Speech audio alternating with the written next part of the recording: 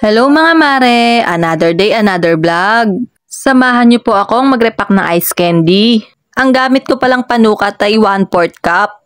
5 pesos nga pala ang benta ko sa ice candy ko. Cookies and cream nga pala ang flavor niyan. Oreo biscuit nga pala ang gamit ko dyan. Dinudurog ko lang, pero hindi pinong-pino. Mas masarap kasi kapag may nakakain ka pang mga Oreo.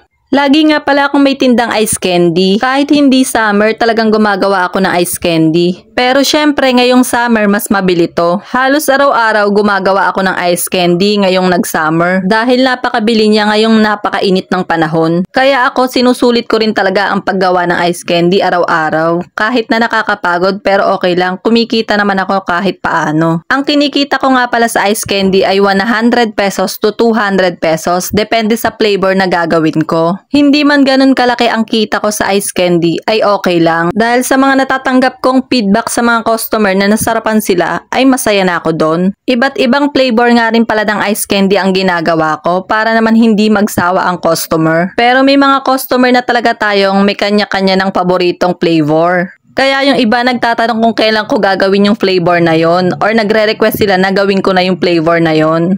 Ang mga flavor ng ice candy ko ay chocolate, ube makapuno with cheese, strawberry, buko pandan, buko salad, cookies and cream, mais with cheese. Ayan, iniikot-ikot ko lang yung mga flavor na yan at kung ano yung available sa tindahan na meron akong stock.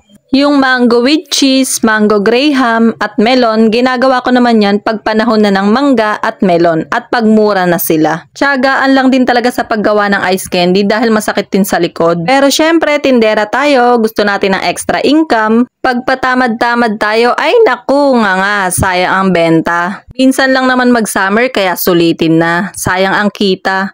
Pambayad na rin ng bills yun pag naipon. O mga mare, itry nyo na rin pong gumawa ng ice candy at magpaskill na kayo dyan sa inyong harap ng ice candy for sale. Kahit nasa bahay, talagang kikita ka. Kung madaming bata sa lugar nyo ay talagang papatok ang ice candy. Dahil pag may isang batang bumili at nakita ng ibang bata na kumakain siya ng ice candy, syempre maiinganyo ring bumili yung bata at itatanong sa isang bata kung saan siya bumili. At syempre, ituturo ang bahay mo. Kadalasan talaga ang una mong magiging customer ay mga bata. Natapos ko na palang i-repack yung ice candy ko na cookies and cream. Plastic ko nga palang gamit ay patok. 1 1/2 yung size niya. Sa isang araw, isang beses lang ako gumawa ng ice candy. Ayan nga pala yung ginawa ko nung nakaraan. Mango graham ang flavor. Maraming mangga ngayon at mura ang mangga ngayon kaya gumawa ako. Ginawa ko naman yan ngayong araw ng Biyernes. Mais with cheese ang flavor niyan. Ngayong araw ng Sabado naman ay buko pandan with cheese. Maraming salamat sa panonood. Bye!